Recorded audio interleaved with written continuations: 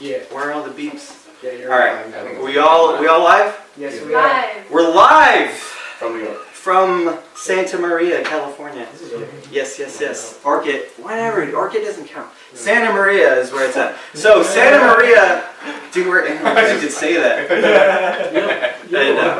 So here we are. We're talking about passion. So we're here with a gathering of artists, poets, musicians, communicators of all sorts, here to talk and think about passion. And passion is extremely important since the beginning of time. And here's the thing. Imagine this. Imagine two cavemen walking in the forest. They hear rustle in the trees and the bushes. And one goes, "Oh my God, what was that?" The other just keeps walking, doesn't even flinch, and then laughs at his caveman friend and says, "What's the big deal? It was just a rustle in the bushes, just the wind." Happens again.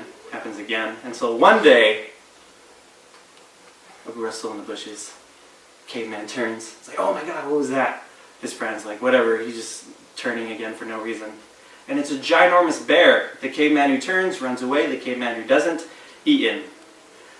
With that type of event happening again and again, the ones who last, the ones who pass on their genes are the ones who believe that there could be something else. The ones who believe that, no, don't just minimize it to a small little force of nature, but there could be something else out there. Even if it's based in fear, some anthropologists, where's she at, say that this is how religion began. But I think this is how all seeking meaning began in some way.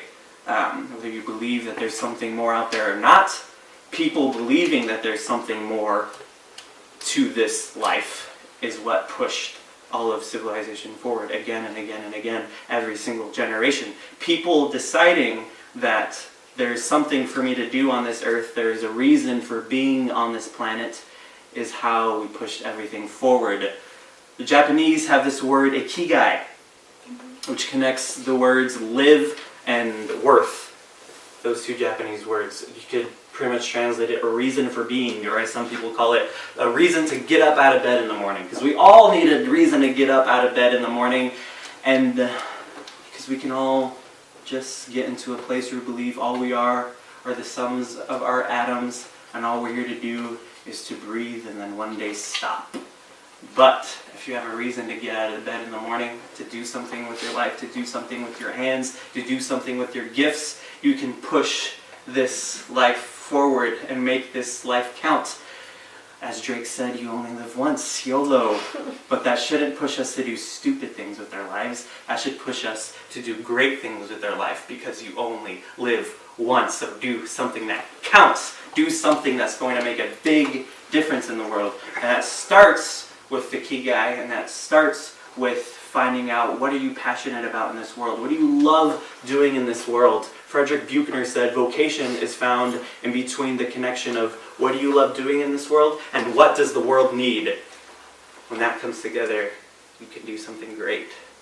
And I think we all need to come to a place where we can start doing that, where we all can dedicate our lives to passion and doing things that will make something great, creating things that'll make something great. Even if someone else has created it, even if you're like, other people have done this before, you haven't done it before, so you need to create it. And when you look at other cities across the world who have a flourishing art scene, you see that they're doing it not as a hobby, but as a form of survival.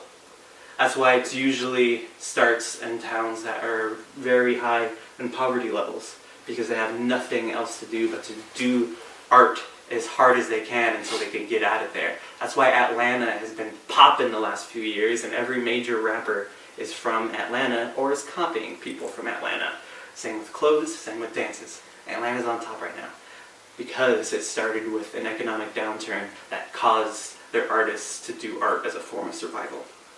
And it's not a form of survival just for your own survival, it's a form of survival for all people. We're going to make things that's going to help all of us survive. That's Darwinian ethics, which is you put others above yourselves altruistically so that the entire tribe can survive. Let's do that with our arts. Let's do that with the things we create. I want to see you all do that. And Kayla, my friend here, has also started doing this thing with me. And this was just a thing in our heads. And we're like, we need to do this because we see so many talented people in Santa Maria and they don't know each other. And that's some of the things you guys each said as you introduced yourself. I don't know anyone in here, but you should know each other. So Caleb, would you like to share something too? Riff off what I said? Yeah, I wrote this as you were talking. Okay. Passion is defined as a strong and barely controllable emotion. And I think that that's incredibly fitting, although I would call it more of a lifestyle. It's a chosen place to live and breathe and create. And sometimes it's not so safe because it pushes us as artists and thinkers to expand the limits of our boxes. Because when we follow the trail of butterflies, the ones that make us sick and sweaty, it usually leads us back down to the place where passion is festering. Maybe it is healthy and growing inside of us, taking hold of what we're doing, and maybe it sits acidically burning a hole in our day-to-day practices, waiting for a chance to move outside of ourselves and grab hold of what we're doing, because what is there to live for if passion is not at the forefront of our intentions and our creations? For sure. Thank you, Kayla. Yes, this is happening in Santa Maria. Whoever says there's nothing happening in Santa Maria is like a man who climbs up on a roof and covers his eyes and says, there's nothing beautiful out there. I stole that from Rumi, but it's okay. So, let's do something else, Santa Maria. So, now, last but not least, I want to start this night by giving you all permission to create. Giving you all permission to do something, giving you all permission to create as a form of survival, create and create and create and work. Because that's what splits people sometimes, is people who only have passion and people who have passion and are willing to do the hard work. Like, I want to see more stuff created within Santa Maria. There's a whole lot of artists that don't create stuff, which doesn't make sense. It's like meeting a writer and says, oh, you write? Show me some of your stuff. You're like, oh, I haven't written anything yet. Come on. I want to see songs on my Facebook feed written by you guys. I want to see blogs. I want to see ebooks. I want to see music videos. I want to see films. Start making stuff. And I'm giving you permission right now. And I'm even making it official with a permission slip. Yes. This is your permission slip. I'm putting my name down first. Yes, okay. So, throughout the night, you come up here and write your name. And it says, I hereby give permission to blank to create as a form of survival. And if you sign it, then you have to do it. Because you have permission. So, nothing is stopping you. So, let's get this night started. Thank you.